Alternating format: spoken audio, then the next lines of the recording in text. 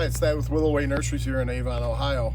We're right after the 4th of July weekend and want to talk a little bit about some of the plants. We've just come off of 5 days of being 90 degrees, so it's been pretty hot here at the nursery over the week before the 4th here. Finally settled down on Sunday.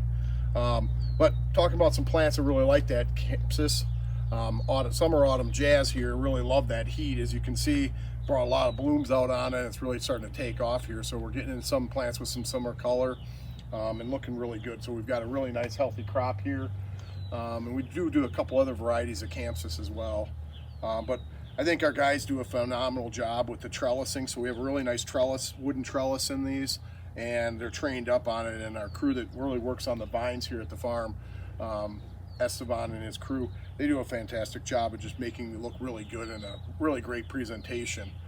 So if this is a plant that's interesting to you, then this would be a great one for giving a lot of long summer color here. Hi, it's Thad at Willowway Nurseries here.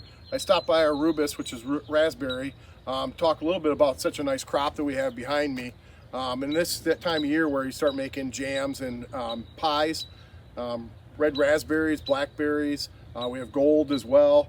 Our varieties are also thornless, so they don't have the thorns, so really nice, easy picking and nice display. So you can see some are flowering right now, which will be starting to make berries shortly here. A lot of ever blooming in this, so they keep producing. They're not like some of the old varieties, you know. We do carry some ever blooming and some that are more like one big crop. So get your pie plants. Hi, we moved over kind of talking about some fruits in the summertime here. This is brown turkey figs. We also do phenomenal and sometimes some other varieties when we can get a hold of them. These are hardier figs, so they're made to be up in more northern regions, like a zone 5 is kind of on the edge with them. So you do want to do some winter mulching with this. They will die back down some.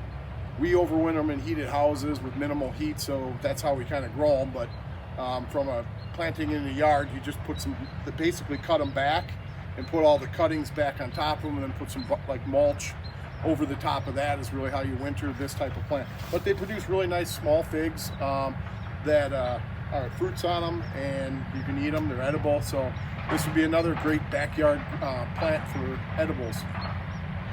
I would come over, couldn't stop. We had to stop at these roses and look at them. These are all drifts in here. As you can see, we got corals, reds, we got some peach, there's all kinds, whites. We got a lot of variety, but these are really looking fantastic right now. Kind of in tying with our growing degree days, we're at 1578 right now here in Avon. Rosa Sharon was like 1350 coming out, so Rosa Sharon or hibiscus altis are starting to bloom, so that's a plant that you want to look at if you want some color. We're really at peak emergence right now for spotted lanternfly. Although we've had some areas that have been bad, it seems like it's less this year than past years, so that may be a good thing. So if you haven't looked at drift roses, this is a great plant to look at.